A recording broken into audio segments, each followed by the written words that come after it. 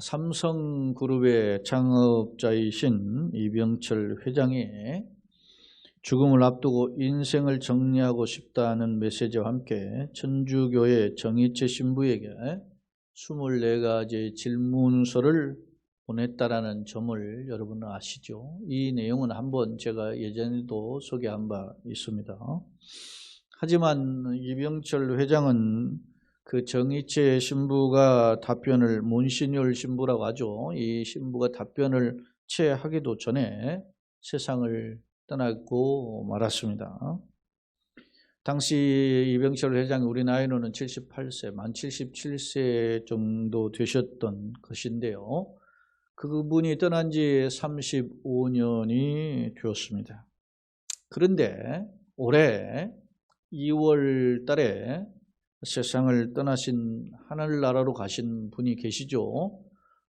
우리나라의 최고의 지성인이자 학자이신 이어령 교수입니다. 그런데 이분이 노정의 이 폐암으로 투병하시면서 소위 유작으로 한 이분이 이제 인터뷰한 내용, 글을 쓴 내용, 이런 내용이 한 책으로 한 2권 나왔는데 그 중에 한 권이 메멘토 모리라고 하는 책입니다. 근데 이 메멘토 모리라는 책의 4번째 챕터에 보니까 이병철 회장의 24가지 질문에 대한 답변을 해놓았어요. 근데 그게 뭐 한 가지 1, 2, 3 이런 식으로 한 게 아니고 포괄적으로, 비유적으로 설명을 한 내용이에요. 그런데 그 내용을 제가 한번 간단히 이제 정리해 보면 예령 교수는 이런 표현을 했어요. 코로나 패러독스라. 코로나의 역설이란 말이죠. 그런데 이 코로나의 패러독스가 도대체 우리에게 무엇을 시사하는가? 인생과 죽음을 설명하고 있다라고 표현해요. 자, 코로나가 왕관이란 뜻이잖아요. 코로나는 왕관을 뜻하지만 그러나 사람들이 우러러보는 그 왕관이 오히려 우리를 괴롭히는 결과를 가져왔다 이렇게 표현해요. 언뜻 보기에는 언어의 유희로 들려지기도 하죠. 그런데 한번 좀 더 들어보세요. 특히 코로나의 팬데믹이라는 건 대유행을 팬데믹이라고 하죠. 코로나의 세계적인 대유행은 인간이 생명의 귀중함을 잊어버리고 살아온 것을 다시금 절실히 느끼게 했다. 이 인간이 생명이 너무 소중하다라는 것을 잊고 살아왔는데 이렇게 소중한 게 없구나라는 것을 이 팬데믹을 통해서 깨닫게 했다라는 겁니다. 동시에 인간이 쌓아온 최고의 물질 문명이 허망하게 무너짐을 깨닫는 역할도 하였다라고 지적했어요. 굉장히 의미가 있죠. 다시 말해서 코로나의 팬데믹은 사람으로 하여금 더 나아가서 한 걸음 더 나아가서 죽지 않는 존재는 하나님뿐이구나 라는 걸 깨닫게 했고, 이분의 글에 보면 또 살아있는 인간들로 하여금, 책 제목이 메멘토 모리잖아요. 메멘토 모리를 외치도록 깨닫도록 하였다라고 하는 것입니다. 메멘토 모리. 사랑하는 여러분, 메멘토 모리라는 말씀이 무슨 뜻인지 아시나요?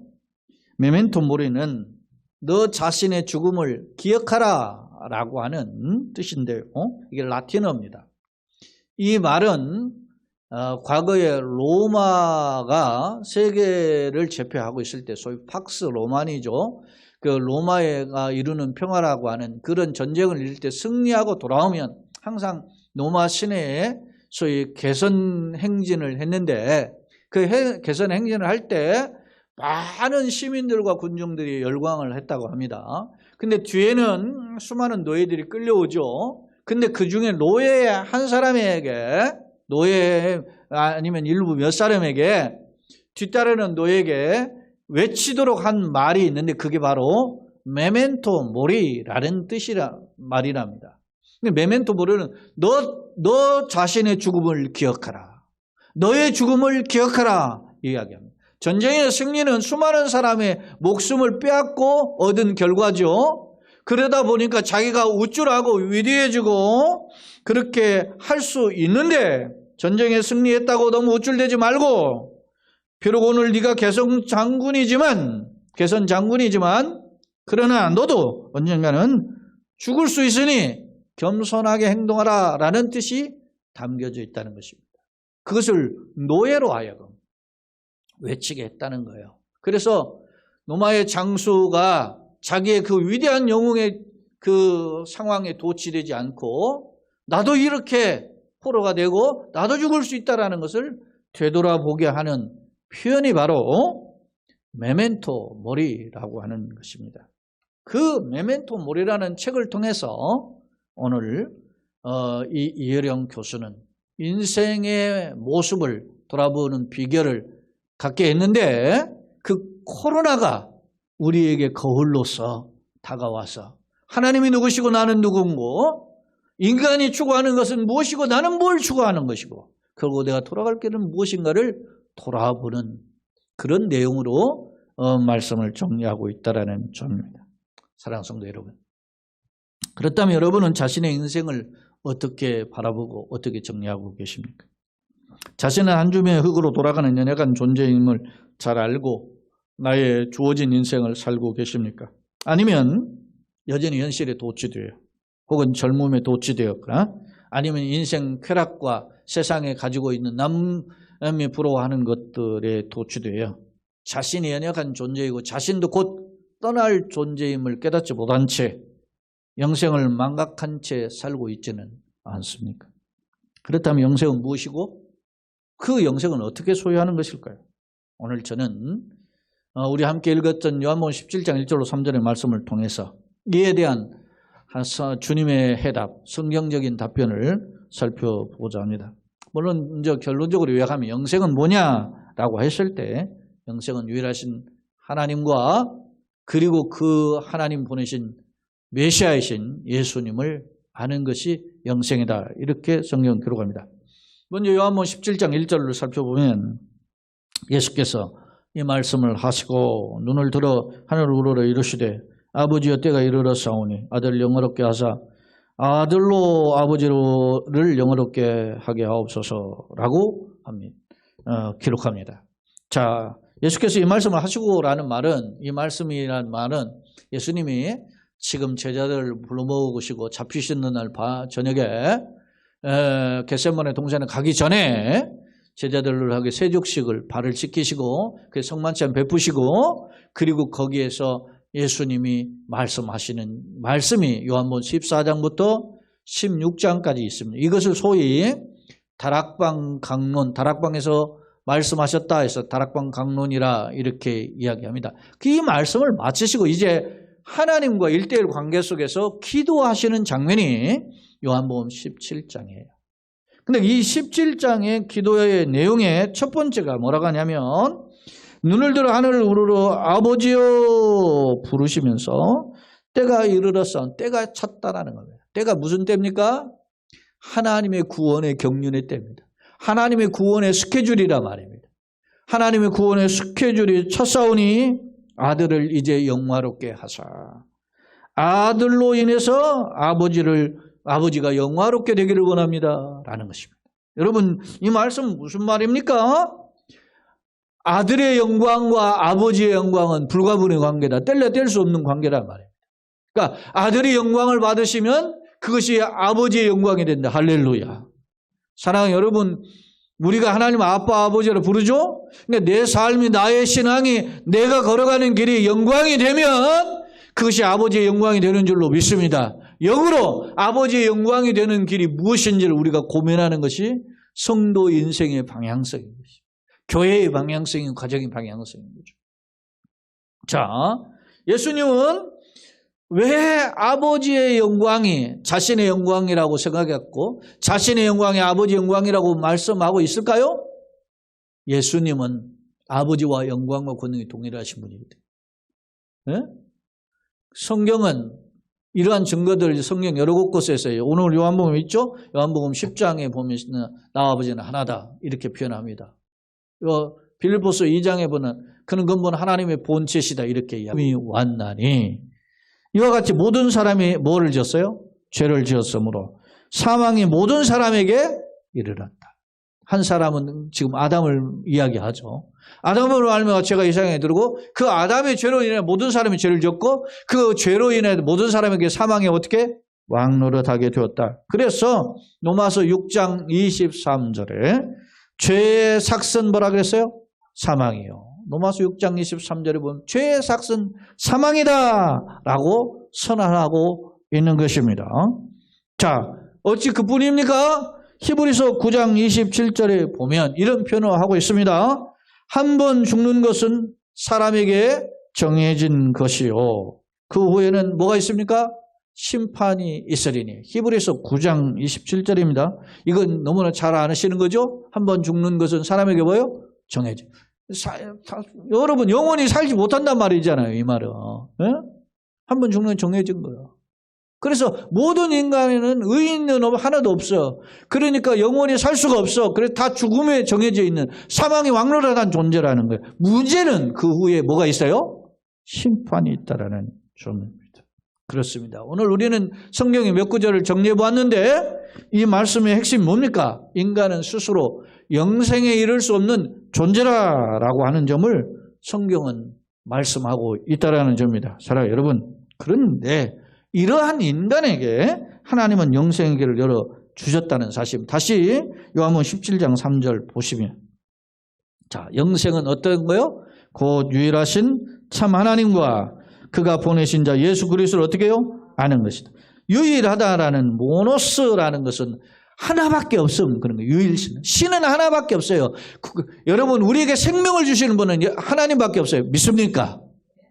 범신론, 다신론 이런 건 다 우리가 인정하지 않는 거예요. 오직 우리에게 생명을 주시는 분은 모노스, 유일하신 하나님밖에 없습니다. 그런데 그 하나님을 안다 단순한 지식이 아닌 인격적인 체험이에요. 자, 보세요. 요한복음 우리가 어차피 폈는데 5장 39절 40절에 보면 이런 표현이 있습니다. 예수님이 하시는 말씀이에요. 너희가 성경에서 뭘 얻으려고? 요한복음 5장입니다. 너희가 성경에서 영생을 얻으려고 성경을 어떻게? 연구하거니와 이 성경이 곧 내게 대하여 증언하는 것이라 그랬습니다. 예? 사람들이 성경을 살피죠. 왜 성경을 살피죠? 영생을 얻으려고. 예? 영생 했는데 그 성경을 결국은 핵심이 뭐라는 거예요? 예수님, 하나님의 아들에 대해. 다시 말하면 이런 겁니다. 자, 저를 보세요. 여러분 성경을 66권 있죠. 예수님이 이 당시에는 이제 구약 성경을 말하겠죠. 39권, 27권을 탕자로 달아서 엑기스로 짰더니 뭐라고? 그 엑기스가 뭐라는 거예요? 구원이라는 거예요. 구원. 예? 영생이라는 거예요. 구원 이꼴 영생이죠. 영생 이꼴 뭐요? 어떻게 구원해요? 어떻게 영생을 얻어요? 하나님이 메시아를 통해서. 메시아 그리스도죠. 메시아 그리스도죠. 근데 메시아 그리스도는 누구라고? 예수라는. 그래서 여러분 신앙 고백을 뭐요? 예수는 그리스도시요 하나님의 아들이신 우리의 뭐요? 구세주입니다. 그게 익토수 아닙니까? 똑같은 말이에요. 그것을 얻을 때 영생을 얻게 된다는 것이에요. 자, 요한복음 6장 54절 55절에 보면 예수님이 이렇게 이야기해요. 내 살을 먹고 내 피를 마시는 자는 영생을 어떻게 해요? 가졌고 내 살을 먹고 내 피를 마시는 자는 누구를 말해요 지금? 이게 무슨 표현이에요 지금? 내 살을 먹고 내 피를 마신다. 우리가 성찬식과 같죠. 근데 우리는 성찬식은 무엇의 샘플이에요? 무엇의 모델이죠? 예수님 십자가의 죽으심의 모델이에요. 그것을 내가 믿습니다. 고백한다는 것을 성찬하는 거예요 지금. 왜? 예수님이 십자가에서 뭘 찢으셨어요? 몸주고 피 흘려주셨잖아요. 그러니까 성찬을 통해서 예수님의 그 살과 피를 먹고 마시는 건 뭘 얻은 거예요? 예수님은 십자가를 믿습니다. 할렐루야. 그런 고백이라면 그런 자에게는 뭐가 있다는 거예요? 영생을 가졌고 소유했다. 이미 얻었다. 할렐루야. 가질 것이가 아니라고 가졌고라고 하는 거예요. 그리고 어떻게 마지막 날에 내가 그를 다시 살리리. 부활하리. 영원한 삶이죠. 영원한 삶으로 살리리니 내 살은 참된 양식을 내 피는 참된 음료로다. 할렐루야. 연결이 되지 않습니까? 그렇습니다. 오직 예수님만이 영생의 주인이시요 영생의 비결이심을 예수님은 말씀하고 있습니다. 그렇기 때문에 성도는 오늘 이 땅에 살면서 어떻게 해요? 나의 죄를 대속하신 예수님을 바라보아야 되고 그 예수님과 친밀히 교통하면 예수 안에서 살아야 된다는 것입니다. 사랑하는 성도 여러분, 바라기는 우리 모두가 이 하나님과 예수님 인격적으로 알므로써 그 안에 거하기를 예수님의 이름으로 축원합니다. 아멘. 자, 더 나가서 한번 봅시다. 자, 요한복음 17장 오늘 우리가 읽진 않은데 21절 22절을 한번 살펴보겠습니다. 요한복음 17장 21절 22절을 한번 같이 읽어볼까요? 시작. 아버지, 예수님의 계속된 기도예요. 아버지요, 아버지께서 내 안에 내가 아버지 안에 있는 것 같이. 자, 잘 보세요. 삼위일체라 그랬죠. 삼위는 뭐예요? 삼위는 인격 있자요. 세 인격이 일체 하나로 계신. 일체라는 말은 사실은 싹 성경적인 표현은 아닌데 마땅한 단어가 없어서 일체라고 표현한 거예요. 자, 세 인격이 하나로 계시는데 이 말은 예수님이 보세요. 내가 아버지 안에, 아버지가 내 안에 있는 것 같이. 예? 지금 21절에 내가 아버지 안에 있는 것 같이 그들은 누구냐면 예수님의 제자요. 그리고 예수님의 제자가 또 삼는 또 다른 제자예요. 그들이 오늘 우리죠. 우리들도 다 뭐가 돼요? 하나가 되어 우리 안에 뭐요? 있게 하사. 할렐루야. 이건 뭡니까? 아버지와 아들이 연합하신 것처럼 우리도 예수님을 믿으면 아버지와 아들과 연합하게 되는 줄로 믿습니다. 아들과 아버지가 연합한 것처럼 이제 예수를 믿는 자들도 다 하나가 되어 우리 안에 있게 하사 세상으로 아버지께서 나를 보내신 것을 뭐요? 믿게 하옵소서. 다 같이 22절 시작. 내게 주신 영광을 내가 그들에게 뭐요? 주었사. 내게 주신 영광이 뭐요? 영원히 사는 거예요. 영광을 그들에게 주었사온 이는 우리가 하나가 된 것 같이 그들도 어떻게? 하나가 되어요. 여러분, 주님과 연합해야 영원히 삽니다. 할렐루야. 이 세상에서 짝하고 살다 보면 세상에 빠져 삽니다. 그러나 우리가 영원히 사는 것은 예수님과 연합해야 되는 줄로 믿습니다. 그래서 그 예수님을 놓치지 않기 위해서 주일 예배를 드리는 거고 새벽 기도도 하는 거고 여러분은 개인적으로 성경 기도하고 개인적 기도하는 것입니다. 근데 어느 날 여러분 길을 가다가도 예수님 내 안에 계신 건지 울컥 생각나니까 눈물이 흐르는 겁니다. 감격이 생각이 되는 겁니다. 그런 은혜가 부어지기를 예수님 이름으로 축원합니다. 아멘. 그렇습니다. 오늘 보세요. 이런 말씀 속에서 우리는 어떻게 이 영생을 누리는지의 비결을 말씀하고 있어요. 자, 예수님이 아버지와 아들이 하나인 것처럼 이 사람들도 이 제자들뿐만 아니라 그 제자들이 또 다른 제자를 삼는 그 제자 무리들까지도 우리 안에 하나가 있게 하기를 위해서 예수님 마지막 기도하시. 이게 뭐예요? 예수님의 무슨 기도예요? 중보기도죠. 중보기도. 자, 여러분 우리가 흔히 성경을 엑기스로 탕제로 다려서 딱 한 성경 구절로 하면 무슨 복음이라 그래요? 316 복음이죠. 그 무슨 316 복음이 뭐예요? 요한복음 3장 16절 다 같이 시작. 하나님이 세상을 이처럼 사랑하사 독생자를 주셨으니 이는 저를 믿는 자마다 멸망치 않고 영생을 얻게 하려 하심이라. 할렐루야. 이게 316 복음이에요. 요한복음 3장 16절 하나님이 세상을 이처럼 사랑하사 독생자를 주셨으니 누구든지 믿는 자마다 멸망하지 않고 영생을 얻으리라. 요한복음 3장 16절 그랬잖아요. 그런데 이 316 복음이 뭐예요? 영생을 주시기 위한 통로임을 알아요. 근데 어떻게 이 영생을 소유하죠? 요한복음 1장 12절 다 같이 우리 알고 있는 말씀, 제가 오늘 여러분 거의 다 알고 있는 말씀들을 오늘 소개해요. 요한복음 1장 12절 시작. 영접하는 자 곧 그 이름을 믿는 자들에게는 하나님의 자녀가 되는 권세를 주셨으니. 영접을 해요. 뭘 영접해? 그 이름. 그 이름이 누구예요? 하나님의 아들 예수님의 이름을 나의 구주로 모시는 자에게는 그 자들에게 무슨 권세를 줘요? 하나님의 자녀가 되는 권세를. 그래서 하나님 뭐라 불러요?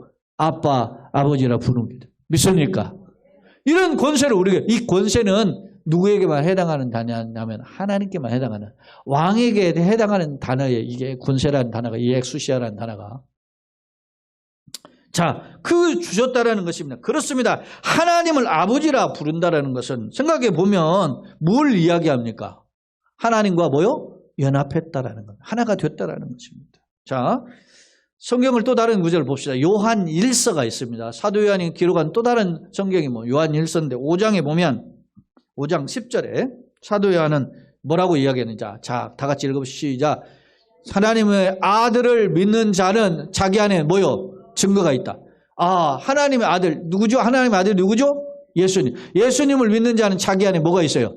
증거. 무슨 증거가 있을까요? 보세요. 11절 12절 시작. 증거는 바로 이것이에요. 이것이니 하나님이 우리에게 뭐? 영생을 뭐야? 주신 것과, 이미 주셨어. 믿습니까? 주신 것과 그 영생, 생명이 그의 누구에게 있어요? 아들. 아들이 누구요? 예수님 안에 있는 그것이다. 하나님이, 우리가 하나님의 아들을 믿을 때 우리 안에 증거가 딱 있다는 거예요. 근데 그 증거가 뭐냐? 그러니까 하나님의 아들에게 영생을 주셨고 그 영생을 주신 게 누구 안에 있다는 거예요. 아들 안에 있다는, 우리가 그걸 딱 깨닫고 믿게 되는, 할렐루야. 그랬어요. 그 다음에 한번 보시죠. 아들이 있는 자에게는 뭐가 있어요? 생명이 있고, 아들이 없는 자에게는 뭐가 없어요? 생명이 없어요. 영생이 없다. 아들이 누구요? 예수님입니다. 예수님이 있느냐 없느냐에서 생명이 있느냐 없느냐에 달라집니다. 천하를 얻었어도 생명을 잃는 자는 불행한 자입니다. 그러나 천하에 조금 많은 것을 가지지 못했지만 생명을 가진 자는, 영원한 생명을 가진 자는 그는 진정한 행복자인 줄로 믿습니다. 그렇습니다. 오늘 우리는 뭘 지금 가지고 있는가 돌아보아야 됩니다. 다시 말해서 생명이 있다라는 말은 영생, 구원받았다는 말인데요. 그 영원한 생명은 누구 안에서? 예수님 안에서, 내 안에서 그 확인할 수 있다는 것입니다. 내가 예수님 하면 예수님이 나도 너를 알고 있다라고 말씀하시고 그 예수님의 음성을 내가 내 안에서 믿음으로 확인할 수 있는 것이 바로 영적 교통인 것입니다. 사랑하는 여러분, 그렇다면 왜 유독 하나님께서 왜 아들, 유독 예수님만 있어야 생명을 주신다고 했을까? 그게 궁금하잖아요. 에? 뭐 예를 들어서 뭐 누구 모세를 통해서 내가 생명을 준다 믿을 수도 있잖아요. 근데 왜 하필이면 뭐 아브라함을 통해서만 내가 뭐 예를 들어서 구원난 뭐 이래야 되는데 오직 예수님이라고 이야기한 이유는 뭡니까? 그 비결이 뭐죠? 예수님은 우리의 모든 인류의 죄를 뭐요? 대신 짊어지고 죽으신 대속주이기 때문에. 우리의 죄를 해결하신 분이 누구요?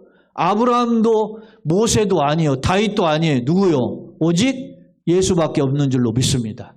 그러니 오직 예수예요. 예수님은 그래서 뭐라고 했어요? 요한복음 14장 6절에 나는 내가 곧 뭐요? 길이요 진리요 생명이니 나로 말미암지 않은 아버지께 올 자가 없다 그랬죠. 이 너무 유명한 요한복음 14장 6절 말씀 아닙니까? 에? 그렇습니다. 예수님이 하나님 아버지께로 가는 길이요, 예수님이 영생을 얻는 진리요, 예수님이 하나님의 우리에게 영원한 생명을 주시는 뭐요? 생명. 예수님은 나는 부활이요 뭐요? 생명이라 그랬잖아요. 나를 믿는 자는 죽어도 살겠고 무릇 살아서 나를 믿는 영원히 죽지 않는다. 그 요한복음 11장에 나오는 말씀이 말씀. 그렇습니다. 예수님은 영생의 주인이요 하나님께 나아가는 유일한 길이기 때문에 오직 예수님을 바라봐요. 자, 이걸 누가 바라봤어요? 많은 믿음의 선배들이 바라봤죠. 그런데 그 샘플 한 2명만 들겠습니다. 한 사람은 자기가 막 돌에 맞아 죽어, 사람들 막 이러고 막 자기를 죽이려 막 돌에 맞아 피투성이가 돼가지고 지금 쓰러져 죽는데 스데반이 돌에 맞아 죽을 때 어떻게 얼굴이 하늘 천사처럼 환하게 빛나요.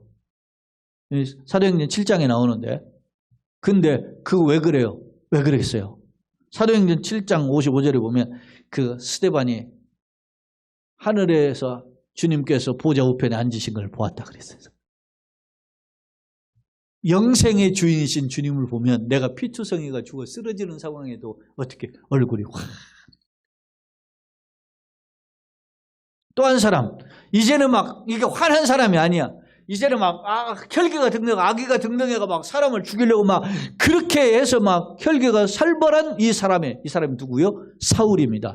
사울인데 이 사람이 다메섹 도성에서 사울아 사울아 네가 왜 나를 핍박하느냐라고 하는 예수님의 음성을 들었을 때, 광채를 비췄을 때 그가 꾸꾸라졌죠? 그리고 그 사람이 바뀌게 된 거예요. 180도 바뀌었어요. 왜 그랬을까요? 왜? 스데반이나 사울이 왜 이런 상상할 수 없는 반응을 하게 됩니까? 스데반 돌에 맞아 죽었어요, 결국. 사울은 그 악질이 있던 사람이 오히려 이제는 180도 바뀌어가지고 예수를 전하는 전도자가 되었죠, 바울로? 어떻게 그것이 가능합니까? 자, 고린도후서 3장 18절에 이런 표현이 있어요. 고린도후서 3장 18절에 우리가 다 수건을 벗은 얼굴로 거울을 보는 것 같이 그 주의 영광을 보며 그와 같은 형상으로 보여 변화하여 영광에서 영광에 이르니 곧 주의 영으로 말면 우리가 다 이제 영광의 모습으로 변하게 될 것이라는 거예요. 우리가 마지막 날에. 그런데 어떻게 이렇게 변하게 돼요? 주의 영으로 성령님의 역사로 말미암아 되는 줄로 믿습니다. 여러분 지금 아무리 강단에서 목사가 이런 이야기를 해도 여러분 마음에서 아멘으로 하지 않고 튕겨내는 분들이 혹 있을까? 어떤 분은 받아들이는 사람이 있어요. 이게 뭐예요? 받아들이고 역사하시는 분이 누구예요? 성령님이라. 성령으로 말미암아 아멘하게 하시고 성령으로 말미암아 깨닫게 하시고 성령으로 말미암아 믿어지게 하시고 성령으로 말미암아 그 능력을 맛보게 하시는 줄로 믿습니다. 그런 성령의 역사가 뭐예요? 예수님과 우리가 하나 되게 하는 것입니다. 아버지와 아들이 하나인 것처럼 오늘 우리가 예수님 안에 하나가 되게 하시는 분이 누가 그런 일을 하신다? 성령의 강력한 역사로 말이야. 사랑하는 성도 여러분, 말씀을 정리해 보겠습니다. 앞서 이어령 교수가 메멘토 모리라고 하는 너의 죽음을 기억하라라고 하는 책을 소개했었는데요. 아까 이어령 교수의 또 다른 요작이 또 하나 있는데 그게 뭐냐면 이어령 교수의 마지막 수업이라는 책이 있어요. 그 책 제목이 이어령 교수의 마지막 수업. 이게 이분이 이제 그 소위 말하면 인터뷰한 내용들을 이렇게 모아가지고 소위 신문에 이렇게 게시했던 내용을 모아서 이제 책으로 엮은 건데 이 마지막 수업에도 이분이 이야기하고 있는 내용이 죽음이에요. 죽음에 대한 이야기. 근데 죽음 이야기를 계속 들여다보면 죽음 이야기가 아니라는 걸 알 수 있어요. 이 사람이 죽음을 앞에 두고 철이 드는 거죠. 이분이 세계 최고의 지성인이었는데 한국 최고의 지성인 최소한 그랬는데 이분이 뒤늦게 예수를 알게 된 거다. 노년에. 근데 이분이 죽음이라는 글을 어떻게 이야기하는지 보세요. 자, 죽음이 뭔지 너무 분명하게 이렇게 표현해요. 자, 제가 이 내용에 참, 이렇구나. 이렇게 다시 한번 생각해 보는 게 있었는데, 자, 보세요. 죽음이란 아이들이 밖에서 신나게 놀고 있을 때, 엄마가 집에서 부르는 거야. 엄마가, 야! 밥 해놨다. 밥 먹으러 들어와! 이렇게 이야기해요. 밥 먹게 어서 들어와. 철수야, 영희야, 밥 먹게 어서 들어와. 라고 불러드리는 것이 죽음이다. 라고 표현했어요. 다시 말하면 죽음이란 결코 어둠이나 낭떠러지가. 자, 이때 보세요. 어머니가 아이들을 불러드리는 것은 뭐예요? 세상 지금 밖에서 막 놀고 있죠. 집 들어와. 뭐가 있다는 거 지금. 집에 뭐가 있어? 밖에서 노는 것보다 더 무엇이 있어? 맛있는 반찬, 푸짐한 반찬. 지금이사 아이들이 너무 먹을 게 시간에 빠지고 있으니까 그렇지. 옛날에는 새끼를 먹기가 힘들었고 옛날에는 진짜 한 끼가 그 밥을 했는데 밥 맛있는 거 해놨다 그러면 막 모든 거 다 벌쳐놓고 갔거든. 그걸 생각해보면 이해가 돼 이렇게. 그러면 자, 이어령 교수가 이 죽음을 이렇게 비유했다는 말은 뭐예요 지금? 어머니가 차려놓은 밥상 안에서 있는 집이 행복 그 자체라는 겁니다. 나는 죽지만 그 죽음으로 빨려 들어간 그 죽음 안의 세계는 행복 자체다. 할렐루야. 이 이어령 교수가 지금 마지막 수업이라는 책에서 이야기하고 있는 거예요. 이 말은 무슨 말이에요 이게? 이어령 교수는 죽음 안에 빨려 들어간 그 행복 행복의 고향을 알고 있다는 겁니다. 많은 사람이 죽음을 두려워하는 것은 이 행복의 고향을 모르기 때문에 그런 겁니다. 그래서 이렇게 표현한 거예요. 죽음은 낭떠러지가 아니라 밝은 대낮과 대낮에 있는 고향과 같다. 이 책의 내용에 이렇게 소개하고 있어요. 사랑하는 여러분, 사람들은 예수를 믿거나 교회를 다니거나 그렇지 않거나 너도 나도 죽음을 무서운 존재로 싫어하고 거리를 두는 것이 사실입니다. 그러나 거리를 둔다고 죽음이 나한테 멀어지는 게 아닙니다. 조금 더 남보다 얼마나 더 오래 조금 더 사는 것뿐이지 건강식을 챙겨 먹고 뭐 병원에 가두고 어떻게 하고 해도 조금 더 늘어나는 것뿐이지 결국 이 죽음의 문턱에 서게 될 것입니다. 그런데 이혜령 교수는 이 죽음은 어머니가 밥 먹으러 들어와 라고 부르시는 것 같은 따뜻한 고향이라고 소개한다는 사실입니다. 여러분은 이 말씀에 동의하십니까? 우리는 영생을 소유한 자만이 이 내용을 동의할 수 있는 것입니다. 예수님 말씀하십니다. 내가 너희를 위하여 처소를 예비하노니 처소가 예비되면 다시 와서 너희를 그리로 인도할 것이다.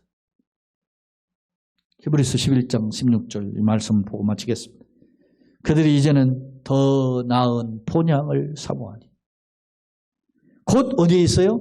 하늘에 있는 것이다. 이러므로 하나님 그들의 하나님 이끌음 받을 부끄러워하지 아니하시고 그들을 위해 그들 누구예요? 지금 대표적인 아브라함에게 아브라함과 사라 이삭 그런 사람 이 그들을 위하여 한 성을 예비 성이 뭐예요? 그래서 천성이라 천성 집을 이야기할 땐 천당이고 예? 나라로 이야기할 땐 뭐예요? 천국이고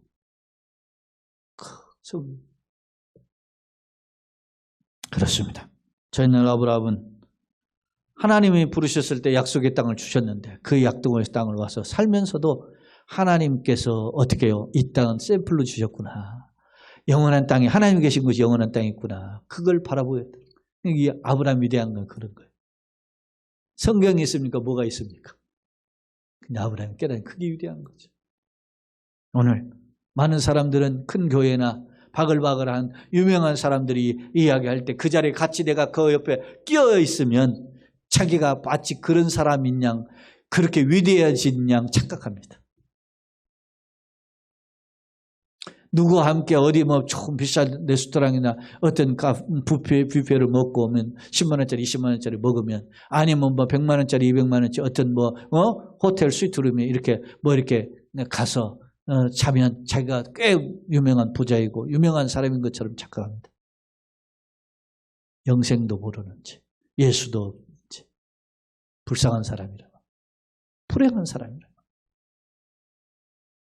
오늘 나는 어떻습니까? 여러분은 영원한 천국을 소유하시고 그 가운데서 이 짧은 나그네 인생을 덤으로 살고 계십니까? 아니면 여전히 썩어질 것에만 마음을 빼앗겨서 살고 있지는 않습니까? 영생이란 하나님 아버지와 그가 보내신 예수님을 나의 구주로 인격적으로 모시고 사는 것이라 오늘 살펴봤습니다. 바라기는 우리 모두가 나의 죄를 대속하신 예수님을 바라보고 예수님과 친밀히 교통하면서 이 땅의 짧은 어간 인생길에 수많은 쇠파의 도전, 사탄의 도전을 물리쳐 승리하는 진정한 승리자들, 영웅이 되시되 그 개설하는 과정에서도 메멘토 모리라고 하는 이 죽음을 잊지 않는 그러한 진정한 하나님의 사람으로 살아가는 저와 여러분 되시기를 예수 그리스도의 이름으로 축원합니다. 아멘. 참 좋으신 하나님 우리 아버지